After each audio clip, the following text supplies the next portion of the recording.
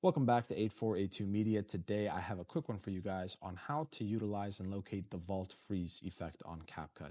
So initially what you're going to want to do is go up to Media, click and drag your clip to the timeline. Once you have it there, we're going to go up to Effects, Video Effects, Retro, and then we're going to locate the vault freeze effect. Click and drag it down to the timeline.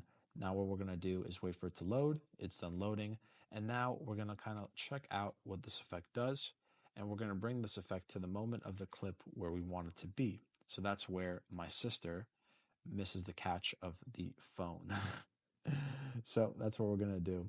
And before we press play, we're going to go up to the special effects tab and we can mess with the atmosphere of the effect, the blur, the filter, strength, and speed. You guys can play around with these settings as you'd like to fit your effect needs. So let's take a look.